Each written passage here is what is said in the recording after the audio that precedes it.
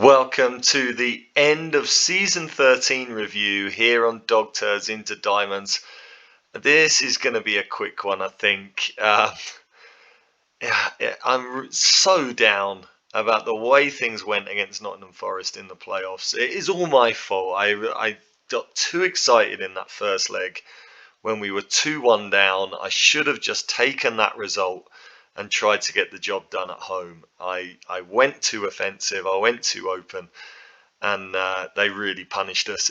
It's very, very frustrating, but we are now looking at needing at least 15 years to get into the Premier League. That is not much fun. It's a real shame.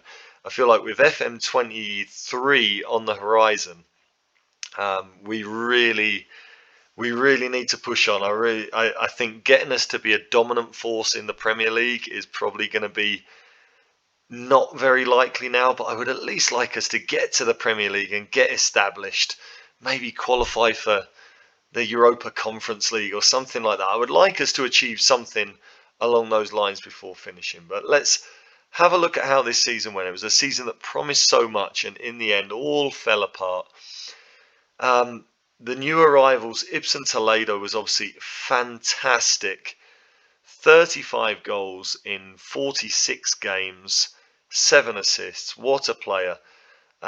What a shame I cannot get him back on loan next season. Am I able to put, I think it was 4 months before I could put another work permit application in. But yeah, Fluminense are now saying they're going to give him a chance in their first team as well, which is a real shame. But well, they do accept it. Well, I'll make the offer. I don't think it's going to get accepted. I don't think it's been 4 months since we tried to renew that offer previously. So, and we've had this thing happen now where all their stats for the season have gone. How do I get back to that? If I go back one and then go back, no, it's still not there. I can't remember how I sorted that issue out last time, but let's just go through it. Sean Mavididi was absolutely superb. He scored, I think, 17, 18 goals and got 19 assists or something. Fantastic. Juan Carlos Gomez came in from Liverpool. He was great. I think this is the Igor Luis replacement. He's improved loads this season, 6 assists from 28 games.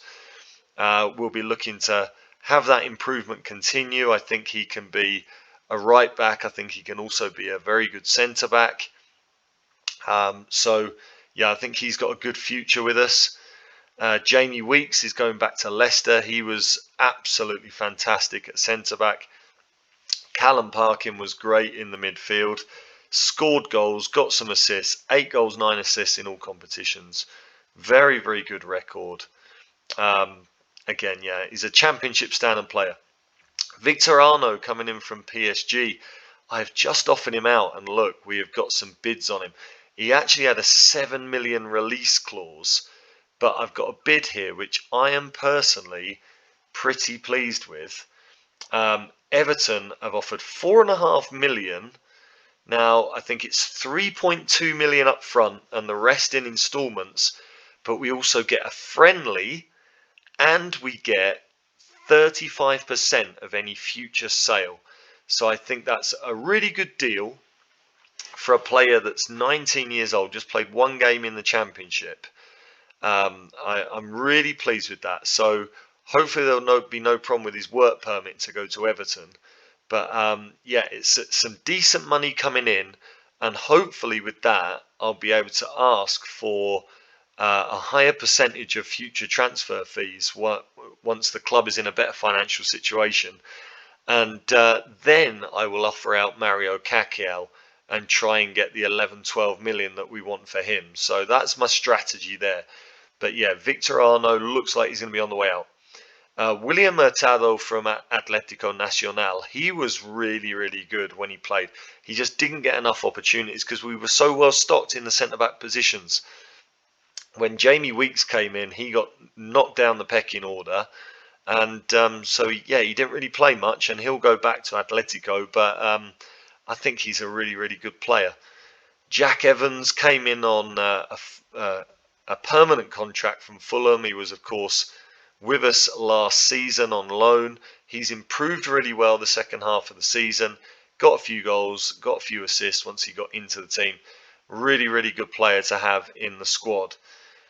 Cedric Preetz is obviously staying with us for another season on loan from Schalke. He's another one that has developed really, really well through the season. I think he's got bags of potential, a really good young player, and pleased to have him in for next season. Paul Hogan, the left back, he needs to get loaned out next season. I think he's got really, really good potential. I think he could be a very, very good player. I will look to loan him out next season, get experience and hopefully develop. Wagani Dior cost us 55,000. I've offered him out. We're going to see if anyone bites. We've set £170,000 price tag on him. I've offered him out for 200 with a friendly and a percentage of any future fee. But we'll see if anyone bites on that for the Senegalese international. Nigel Lawrenson didn't play any games once he came in on loan from Southampton. He will go back there. And so, yeah, largely all the signings this season, I think, were pretty successful. Quite pleased with the business that we did, and hopefully we'll get some good money in from Arnaud and Dior. The results, obviously, in the Championship, apart from that 4-game run there where we lost several games in a row, we had a really, really good season. The second half of the season, we were so tough to beat until we ended up just losing away in a horrific display at Forest in the semi-finals of the playoffs. And even though we won this game 2-1, it still goes down as a defeat, apparently. Carabao Cup, we did well, beat Southend and Charlton, lost at home to Arsenal. It was a nice little run to the third round there. The Papa John's Trophy got to the quarter-final, probably should have done better. And then, of course, the FA Cup went all the way to the semi-finals, brought in some really good money. That was absolutely wonderful to see. Our biggest win was a 6-2 win over Burnley. Match to remember, also over Burnley in the away leg. I would have said, surely a match to remember was the FA Cup 5th round away at Chelsea, winning 3-1 away at Chelsea, or perhaps the quarter final against Southampton, where we won 5-3. Or was that Southampton that we won 5-3? I think it was. Surely that was the match to remember, the game that sent us to the semi-finals. Absolutely superb. Preetz with goal of the season against Cambridge in the Papa John's Trophy. I have no recollection of this goal at all. He did score a couple of long rangers. Let's just have a look and remind ourselves of that goal. So here it was, Kennedy across to Preetz, and yeah, that was a pretty good strike, let's be fair. So goal of the season for Preetz, and on to the finances. These should be superb after that FA Cup run. Broadcast revenue apparently down. I cannot believe that. Would we have not got some broadcast revenue from the FA Cup? That seems very, very odd. Sponsorship is nearly £1 million better. Actually, it's a lot more than that, isn't it? It is a lot more than £1 million. So that has improved vastly. Corporate and hospitality a little bit better. Competition prize money, there's the big difference. 1.3 million this season, and match day commercial and retail up. The top selling shirts: Johnson, Kakiel, Mavididi, Parkin and Kennedy. Surprisingly, not really sure about why Kennedy would be one of the top selling shirts, but not bad. The best 11. Yeah, unfortunately Harry Brady didn't have that season that we wanted from him, but everything else, I think you cannot disagree with it. It was a great first 11 that played this season. On to the accolades. What's happened here? Let's have a look. Ibsen Toledo fans player of the season and young player of the season. Sign of the season, Jack Evans. That's a bit of an odd one. Cedric Preet's goal of the season. Top scorer, Ibsen Toledo, although Anthony Johnson was top scorer in the league. Mavadidi got 20 assists. Toledo got 12 man of the match awards. He also had the highest average rating, and William Hurtado had the highest percentage of passes completed. So Ibsen Toledo equals the record post. I'm even forgetting what our great goal scorer in the Southern League was called now. Demalio Brown Sterling. There you go. Yeah, Demalio Brown Sterling. I know he got. I'm sure he got 45 goals in the Southern League. But post Demalio Brown Sterling, Ibsen Toledo has equalled the record set by Harry Brady. Igor Luiz, the worst discipline. That is not surprising. And Harry Brady, the oldest goal scorer. He, of course, leaving at the end of the season. They want to loan Victor Arno back to us. Do I really want him? No, I'm going to reject the loan back. Let's have a look.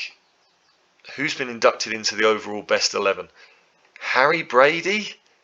Well, I guess he is technically our greatest ever striker. He is the striker that has done it at the highest level for 2 seasons for us. So he has come into the best 11. And Anthony Johnson has also come in along with Sanisalo and Baker. Sanisalo now the starting goalkeeper in our overall best 11. He is our greatest ever goalkeeper. Can't argue with that. Gabadebo still in there as the centre-back with Callum Simpson. Igor Luiz on the right and Dylan Jones on the left. Samuel Agyapong, the ex-captain, still in the midfield. And now with Kakiao, Duffer still on the left with Liam Gibbs, Anthony Johnson and Harry Brady up front. And then on the bench, who have we got? Tommy Reed, George Ray still there. Jay Williams still there, which is great to see. As is Thomas Hughes. Ellis Chapman, Alex Baker on the bench, along with James Price. Where's James Price nowadays? What have you been doing, James Price? Oh, no, not another one. Not another one. James Price retires after 15 games at Bristol Rovers. What a shame. What a shame. There you go. That's the overall best 11. Club vision and expectations for next season. Oh, do you know what? Before we do this, well, let's have a look. Play high tempo football, play defensively solid. All looks fairly straightforward. What are they expecting in the league? Maintain a Sky Bet Championship top half finish. Okay, we'll accept that. I think that's quite realistic. Let's have a look. What else did I want to see? The initial budgets. How much are we going to get? We've got 1.7 million to spend and 110,000 a week for wages. That is actually really good. That is better than I was expecting. If I go to Club Vision, I'm going to ask them to give us a higher percentage of increased percentage of transfer revenue. Do you know what? I'm going to wait until the Arno transfer goes through. So once that goes through, let's have a look on the outs. Victor Arno, what offers have we got?